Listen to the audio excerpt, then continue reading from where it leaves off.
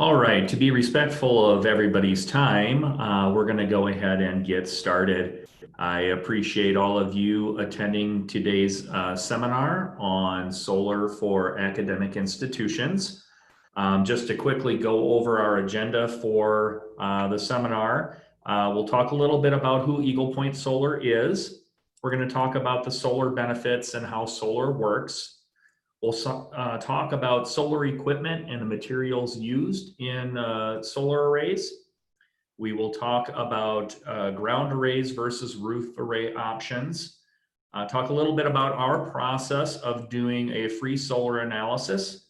We'll talk about tax credit and incentives, financing options, and then we'll kind of wrap everything up. And then at the end, if anyone has any questions, you can use the chat feature to throw over a question, and I'll be happy to answer any questions at the end of the webinar.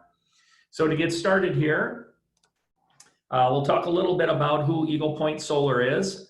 My name is Kent Kraus. I'm a solar energy consultant for Eagle Point Solar. I specialize in working with schools, school districts, municipalities, nonprofit entities. That's kind of my specialty here. And so I'll be going through everything in the agenda. And again, my name is Kent Kraus. I'd be the contact for schools, municipalities, so on and so forth.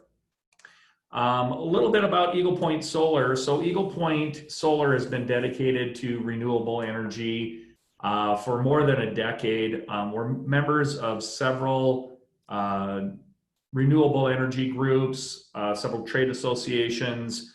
You can see a few of those listed here.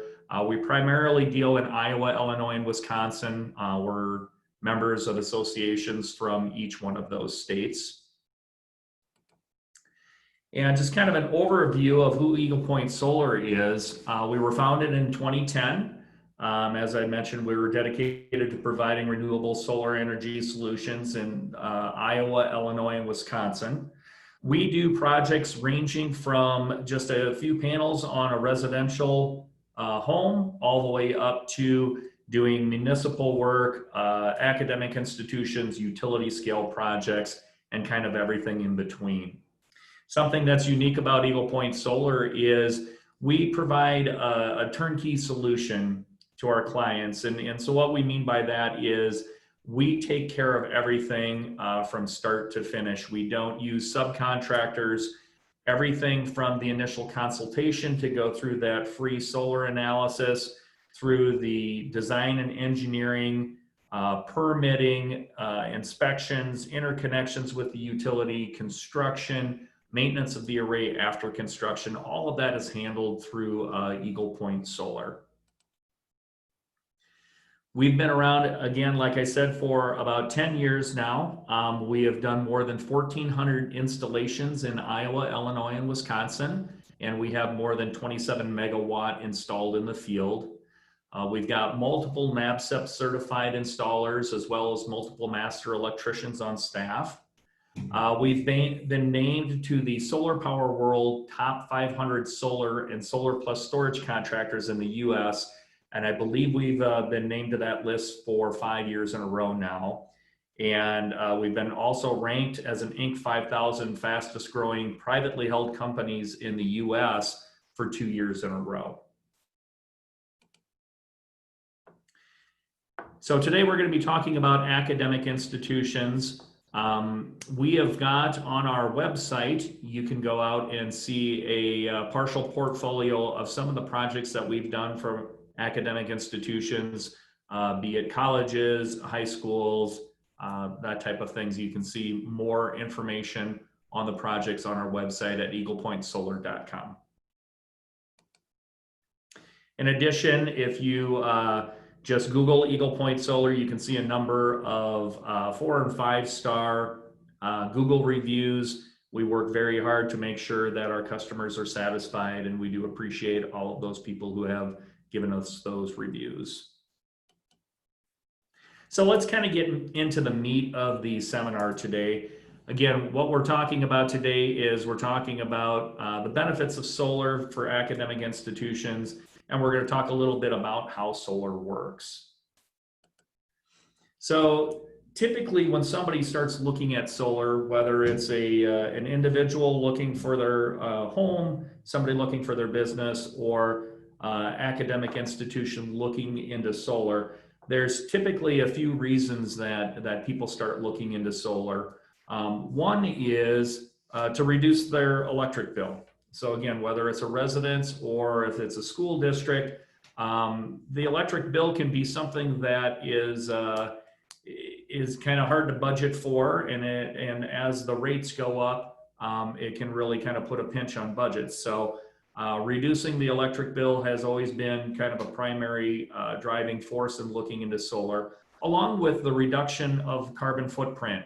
Every year that goes by, we get more sustainability conscious, and we really want to start looking at the impact of using dirty power on the environment, and what impact can solar have by producing that clean energy.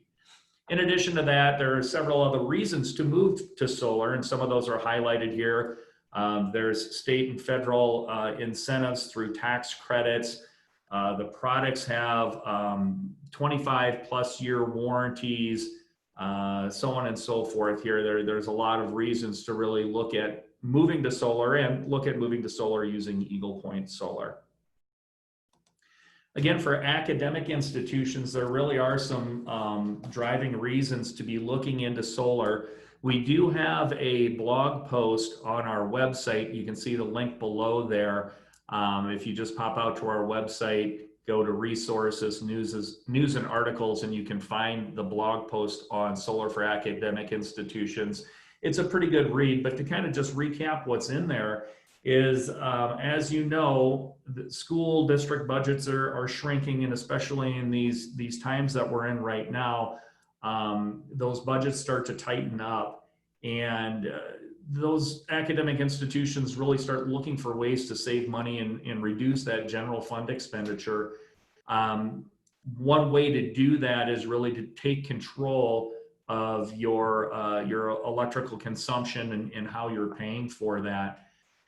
There's programs that are available through contractors like Eagle Point Solar, where academic institutions can really reduce that monthly electric costs and add to that much needed capital to their general fund. And we'll talk a little bit later about some of these programs that can allow academic institutions to get into solar with really no upfront cost and an immediate first year savings. So again, we're kind of talking about why would schools look at moving into solar. One, obviously, is that cost savings. So by taking control of your electric bill and reducing that down, those dollars then can get moved to that general fund and spent elsewhere.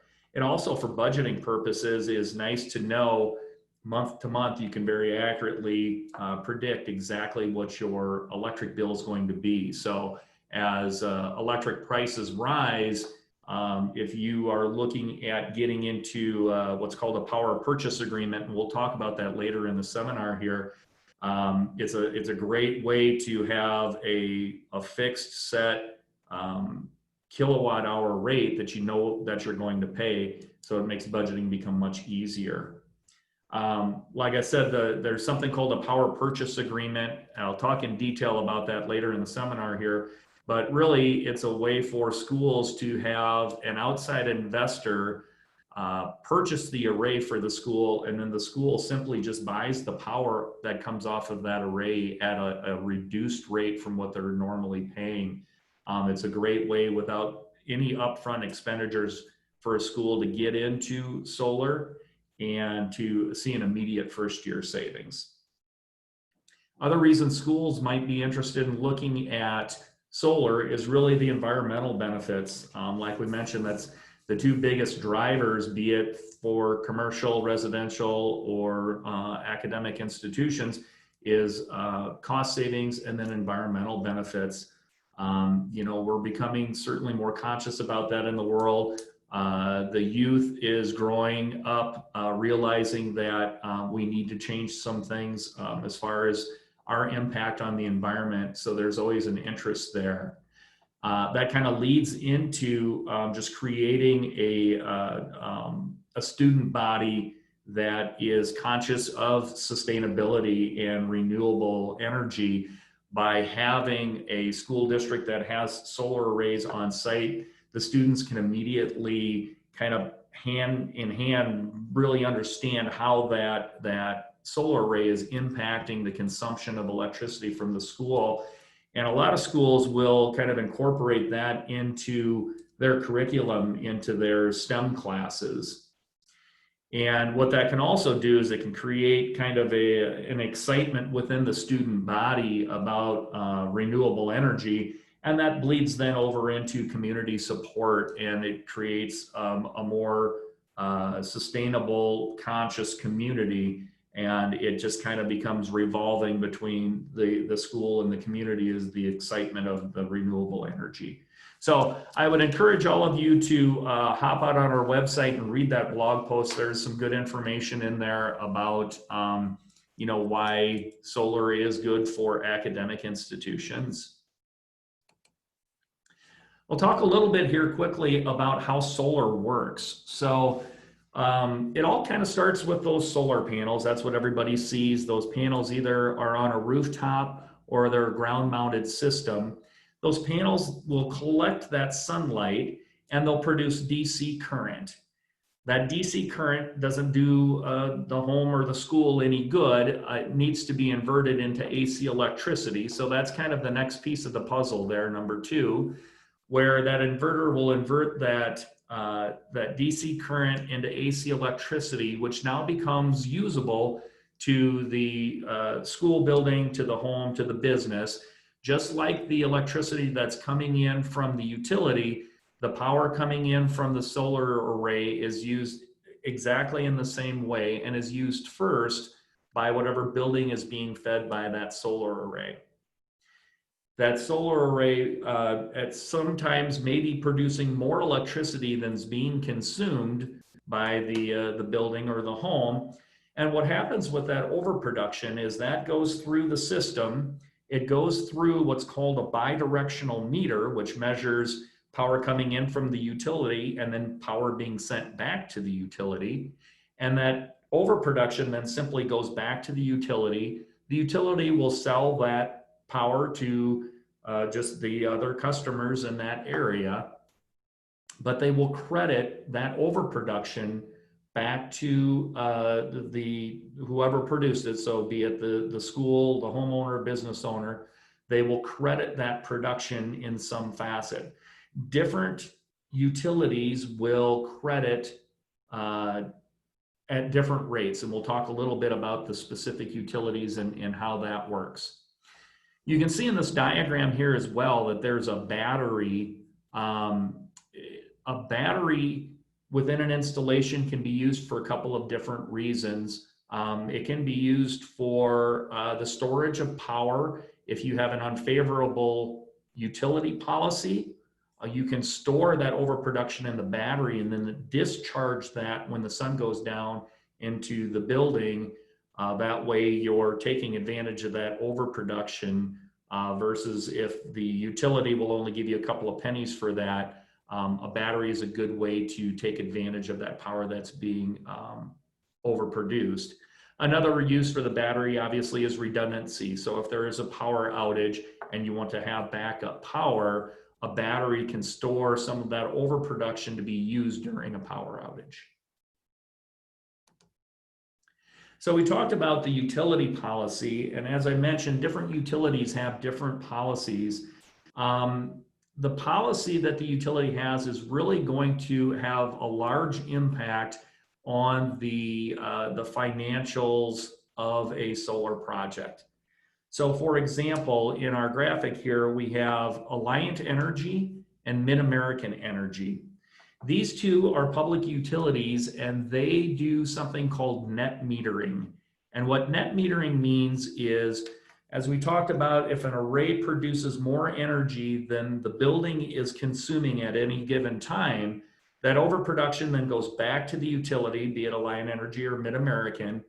They credit back on a one-to-one basis. So what that means is if I send them an overproduction of 100 kilowatt hours, they credit me 100 kilowatt hours.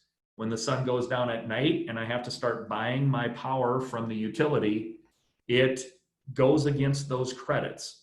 So then they credit me as I'm pulling from the utility. The next day, I send my overproduction back, and that carries over month to month to month. And then in April, they do something called a true up. And that's where they look at, did you produce more energy than you consumed over the course of the year? If you do, they give you a couple of pennies per kilowatt hour for that energy. So it doesn't make sense to build these things any bigger than you need to. And if you've produced less than you've consumed, well, then you've paid whatever you've consumed throughout the course of the year. That's Alliant and Mid-American Energy. Joe Carroll Energy does net metering, but they do cap that at 20 kilowatt, which is not a very large system. And then Maquoketa Valley is a little different, and they do something that's called avoided cost. So because Maquoketa Valley is a co-op and not a public utility, they're governed a little differently by the Iowa Utility Board, and they can do what's called avoided cost, meaning they give you a fixed rate for whatever overproduction you send to them. So I believe right now the rate is 3.25 cents for every kilowatt hour that you send back to them. The downside of that is with Maquoketa Valley specifically, you're either paying 8 cents per kilowatt hour or 16 cents per kilowatt hour, depending on the time of day that you're purchasing energy. So to send a bunch of energy to the utility and get 3.25 cents and then buy it back at 8 cents or 16 cents, you're losing some dollars on that overproduction. So in the case of a utility policy like Maquoketa Valley, we want to make sure that we're looking at that and paying attention to how the utility policy is going to impact the financials of the project. Let's talk a little bit about the equipment and materials used in a solar array. So again, it all starts with that solar panel. Eagle Point Solar uses only tier 1 panels. So there's 3 tiers, tier 1, 2, and 3. Tier 1 is the top tier, 25-year production warranty, 40+ year life expectancy. They're hail resistant, they're ammonia resistant. There's videos of these things taking a 1-inch hailstone at 252 miles an hour with no damage to the panel. So they're very durable panels. Like I said, they do have a 25-year production warranty and a 40+ year life expectancy. That feeds then that DC current to the inverters. There's a number of different inverters that we will use depending on the installation and what makes sense for the project. So we will we'll look at hybrid string inverters, we'll look at microinverters and determine what's going to be the best for the specific project. The inverters themselves typically come with a 12-year warranty, and depending on the size of the inverter, those inverters are you can extend that warranty up to 20 to 25 years, again, depending on the size. We talked a little bit about batteries. Eagle Point Solar installs both LG Chem batteries as well as the Tesla Powerwalls. For larger installations, they have commercial grade batteries as well that can be installed. Again, that can be used to offset a poor solar policy by a utility or for redundancy from a power outage. For ground mount arrays, Eagle Point Solar uses an I-beam system to drive piers. We drive piers about 9 feet into the ground as the piers for our racking. A lot of solar arrays that you'll see out there it's just a 2-inch round post, and we don't feel that gives you the stability that's required for the length of time that this solar array is going to be there. So we use a heavier gauge galvanized steel I-beam for our piers for our posts. For roof mounted arrays on asphalt shingle roofs, we have flashing that allows us to put our racking up there, yet seal and ensure that we don't have any water intrusion on asphalt shingle installations as well. And through the course of our process, we do site assessments. And one thing, especially when we're looking at larger installations such as a school district, we have certified pilots, drone pilots, that will fly a site. They'll do aerial photography, videography, and then we also have three-dimensional software that will create a very precise three-dimensional model of the site, including trees, vegetation, things like that. Allows us to get down to very accurate measurements on rooftops without having to get up on the roof, but it also allows us to do shade analysis and shade studies throughout the course of the year to make sure that we know the impact of shade on any particular site. Eagle Point Solar also monitors all of the arrays that we install. We allow our customers to monitor those as well. So through either a web portal or an app on a smartphone, it allows you the ability to go in and look at the production of the solar array at any given time, and then look at back reporting as well. A lot of educational institutions that we do, this becomes part of how this gets communicated to both the student body and the administration. We can install monitors that will report real-time production. That's been something that's been used a lot in the academic institutions that we have installed arrays on. So let's talk about the different types of arrays. We can do a roof array or a ground array. There's pluses and minuses to both. So a roof array typically is the most common installation.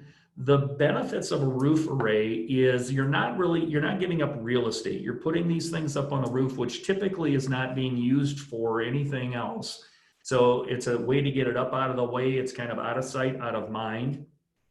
It does add a layer of protection to the roof where the solar panels are located. The typical roof array for an academic institution, usually they're flat roofs. In a flat roof installation, we'll use a ballasted system, racking system, which does not require us to make any roof penetrations whatsoever. So that's very important to keep the integrity of the roof there. The downside of a roof array is you're kind of limited to the azimuth and the pitch of a roof. If you're not able to get a due south direction for the panels, you're going to lower the production.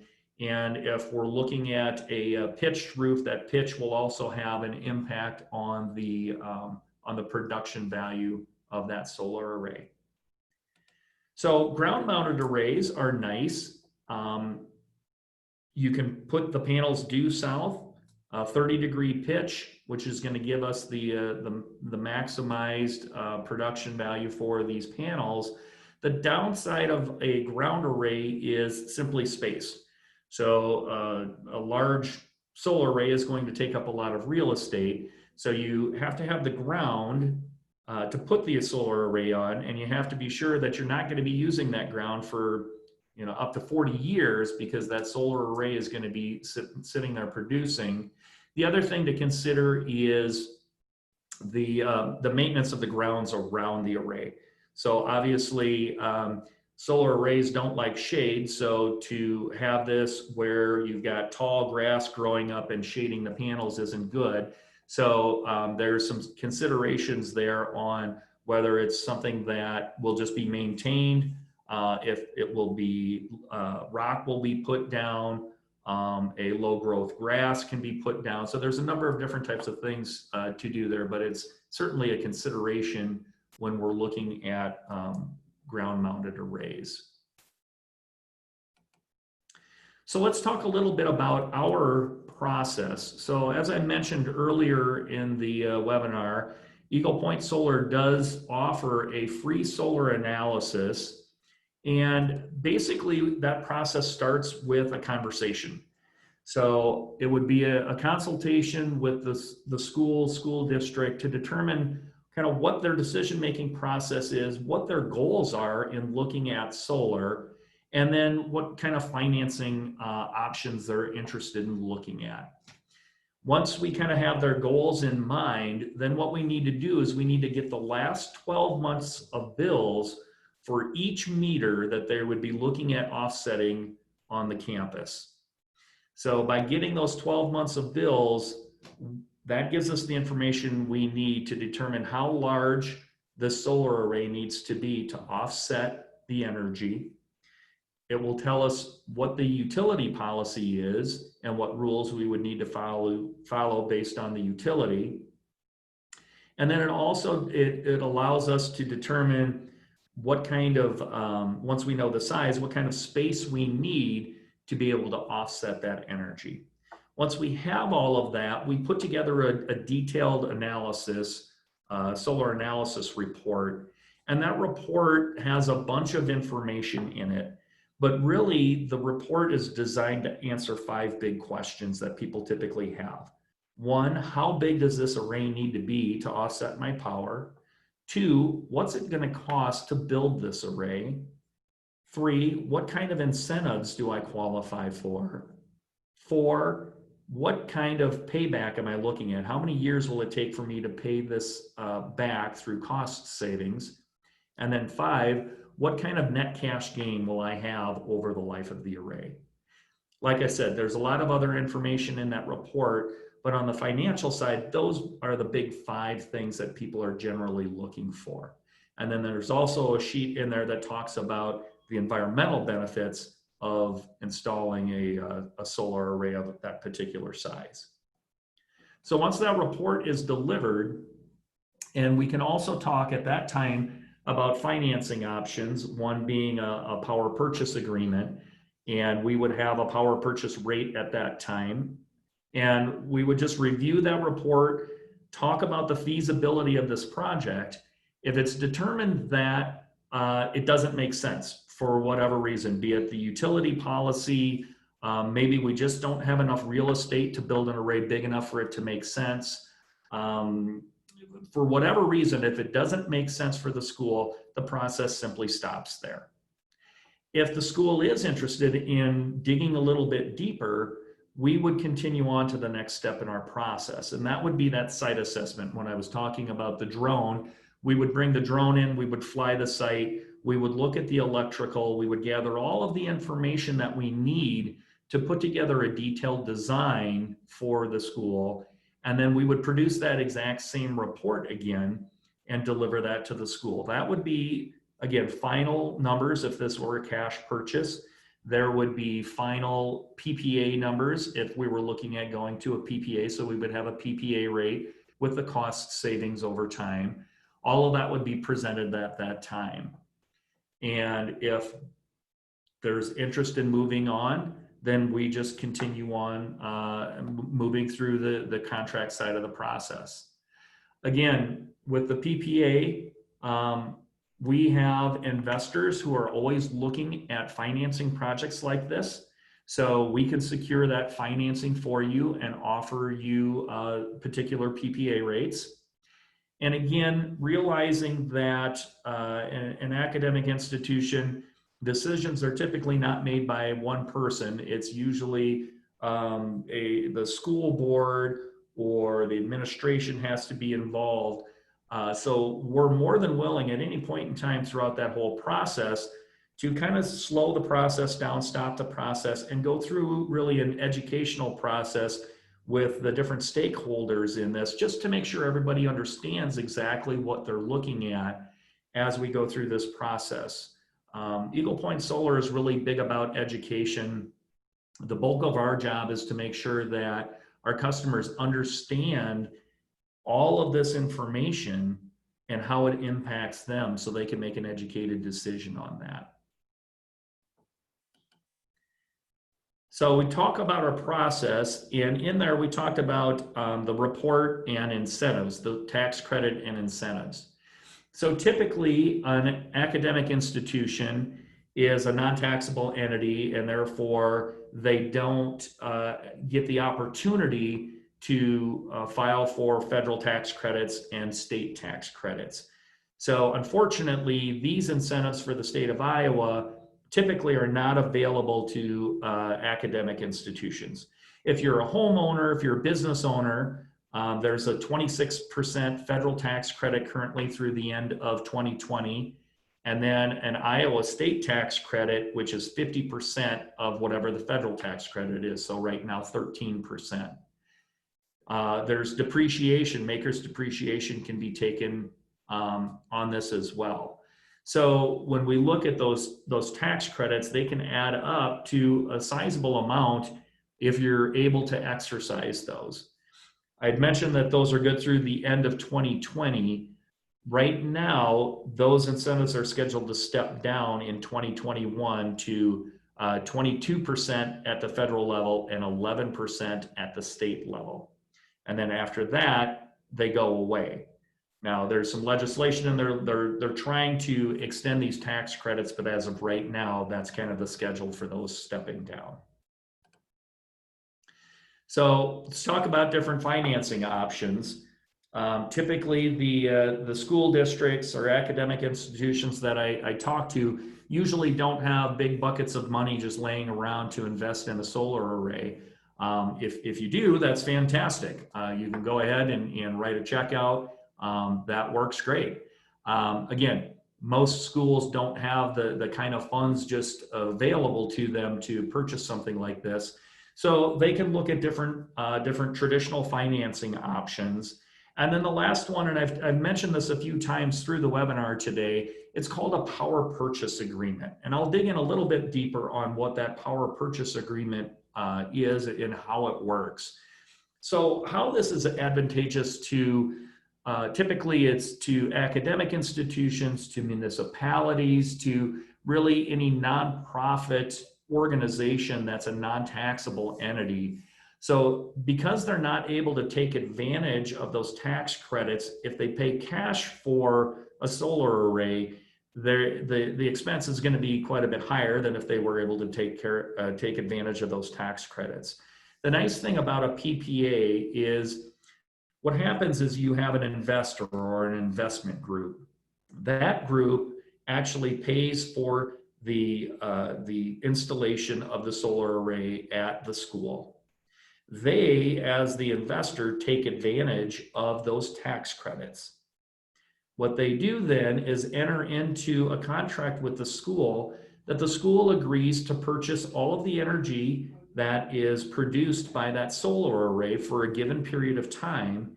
And it's at an agreed upon rate. And the goal is to have that agreed upon rate be lower than what they're currently paying. When that can happen, the school can start seeing an immediate reduction in their electrical expenses. And then that cost saving compounds over time. As the rates of electricity rates rise, the rate for the PPA can be either negotiated to rise at a slower rate, or it can be at a fixed rate. So those can be discussed when we talk about goals and financing on the front end. And so through the course of the term of that contract, the school simply pays the PPA holder for the electricity coming off the array. They would pay the utility for whatever electricity that they're buying from the utility. And then that total amount is going to be less than what they're currently paying today. The nice thing about that, again, is early on we talked about predictable energy costs. When you talk about budgeting, you don't know in a 5-year, a 10-year, a 20-year budget what your electrical expenses are going to be. You don't know when those rates are going to go up and how quickly they're going to go up at what rate. So by having a long-term contract with a rate that you know is either escalating at a particular percent year to year or a fixed rate, it becomes much easier to budget those energy costs. And again, the lower energy costs allows the academic institutions to shift those funds and reduce those general fund expenditures. So we'll wrap up here. Again, just kind of quickly recap what we covered. Arrays can be designed and engineered to offset up to 100% of the institution's electrical use. We talked about the PPA model, allowing the schools to get into solar with no to very little upfront costs and immediate first-year savings on their energy bills. Creation of a energy and sustainability conscious student body. As we talked about, as the student body gets more excited about this, the community support tends to follow. Those financial incentives are trending downward. So even though the schools can't take advantage of those tax credits, if they're looking at a power purchase agreement as a potential funding mechanism, as those tax credits go down, the equity investors' tax credits go down. They're not able to offer as good of PPA rates as they would. So for example, this year, next year, the rates wouldn't be able to be as good because those tax credits go down. It's a long-term profitable investment, and obviously it's a clean, renewable energy source, helping make a positive difference in the world around us. So we kind of jumped through things pretty quickly. I hope I covered kind of all of the bases.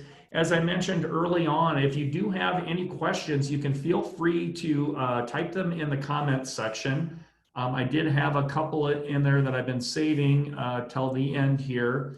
One question was, how will weather affect my solar array? So obviously, the sunnier it is, the more the solar panels are going to produce. One thing that Eagle Point Solar does is we look at 25 years worth of weather data from the nearest weather station, and we incorporate that into our production numbers.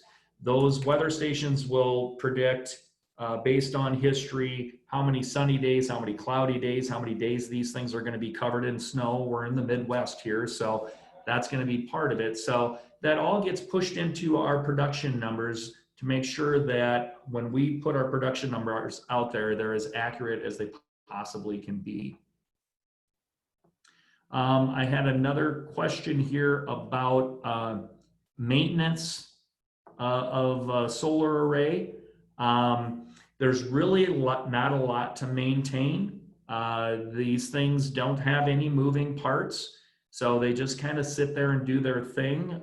As far as dust and dirt and things like that on the panel, Mother Nature tends to take pretty good care of those. You know, with rain and snow melt, that typically will clean off those panels pretty effectively. That snow melt is another question we would typically get.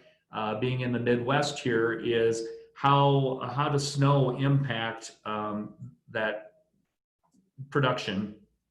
Obviously, snow cover on the panels is going to lower the production. One thing is, though, these panels, they do heat up somewhat as they're producing, which will allow that snow to shed pretty quickly.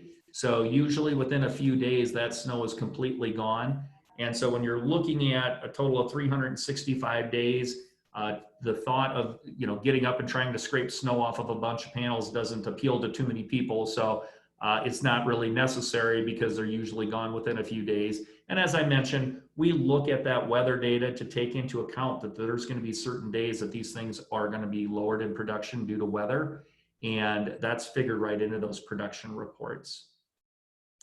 I had another question here on the power purchase agreement. So again, that is where you would have an outside investor actually purchase the array, and the school would simply buy the electricity that's coming off of that array at an agreed upon price. I had a question about who's responsible for the maintenance of the solar array while it's under the PPA. So through the PPA contract, the one thing to make sure that you understand is the investor owns the solar array. So the academic institution has no responsibility for any upkeep, any maintenance, any problems that were to arise with that solar array through the course of that contract. The PPA owner owns that array. They are responsible for the maintenance. They're responsible for any damage. They're responsible for insuring the array.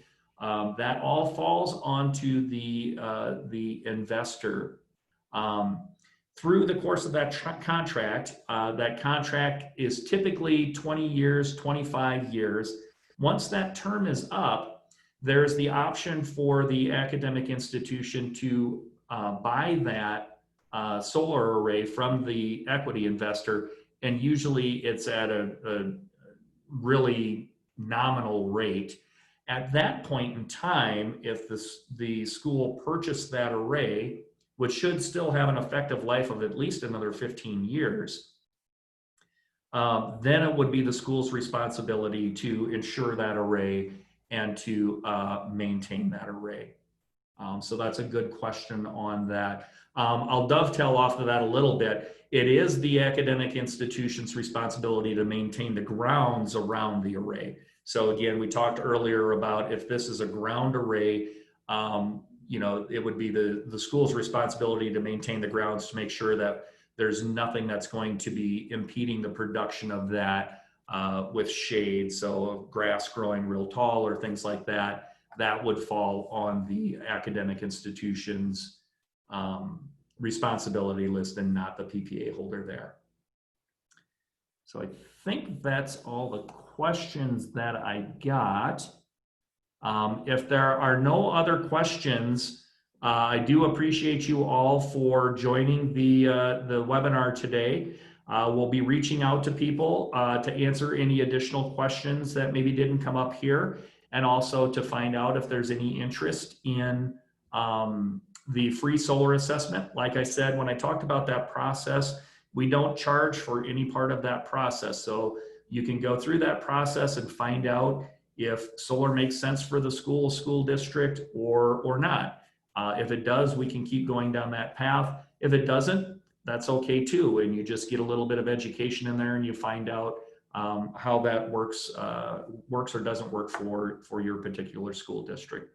So again, I appreciate everybody for joining us. I hope I was able to give you a little bit of background, a little bit of education on solar, how it works, kind of the benefits of solar for academic institutions. And again, we'll be reaching out. I wish you all a good rest of your day. Thank you for joining us.